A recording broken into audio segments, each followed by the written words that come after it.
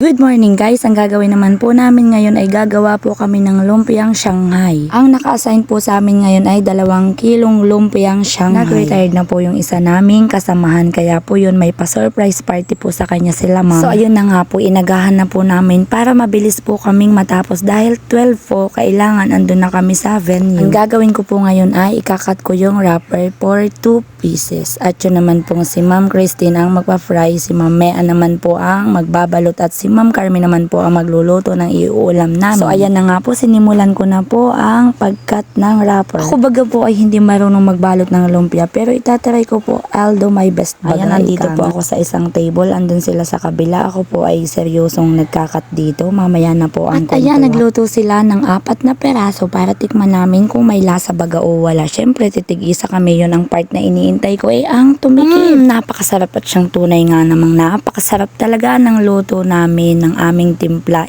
Ng timpla pala ni Ma'am Mean at ni Ma'am Christine. Nung nadatngan ko po kasi sila ay tinitimpla na po nila kaya ayun, nagkat na lang po ako ng wrapper. At matapos nga po ang pagtikim ng lumpia ay nagkakayod naman ng niyog or nagkukudkod ng niyog si Ma'am Carmen para sa aming ginataang kalabasa. Super yehi nga po dahil tapos na po akong magkat ng wrapper, tutulong naman po ako sa kanila sa pagbabalot ng lumpia. Huwag po kayong mag-alala, naghugas po ako ng kamay 3 beses pa at saka po yung 2 kasama ko, naghugas din po sila ng kamay. So ayun na nga po, malapit na pong matapos kaya po pinafry na po ni Ma'am Christine. Mamaya naman po si Ma'am Mia na magpa-fry dahil may dumating pong kalahi kailangang puntahan ni Ma'am. Ako po ay tinatapos ko naman yung ibang binabalot. Malapit na din po akong matapos. Ayan si Ma'am Mia na po ang nagpa-fry ngayon. At dahil kinulang nga po sa wrapper, binilog-bilog ko po yung iba kaya ayan, naghihinaw po ako dahil dumikit po sa aking kamay. So ayan, nakain na po kami ng lala. Sinubuan pa kami ni Ma'am Mean. Kaming dalawa ni Ma'am Tin. Nakakahiya naman pero nakakatuwa. Ang sweet. Basa po kasi ang kamay ni Ma'am Tin. Tapos ako sabunin. Hindi kami makadukot ng lala. Hinuhugasan na po namin yung mga ginamit naming mga kagamitan para mamaya gagawin ni Ma'am Carmen. At ayan, binayaran ko po kay Ma'am Carmen yung lala na nakita namin. Ayaw po niyang pabayaran pero pinilit ko po, nakakahiya naman. May tindahan siya. Tapos libre, kakahiya yun. So ayun na nga po, luto na po ang lumpia. Yan po yung dadalhin namin papunta sa bayan. Mag-ahayin naman po si Ma'am Carmen para sa aming pananghalian. Ayan, nagsasandok na po si Ma'am ng ginataang kalabasa.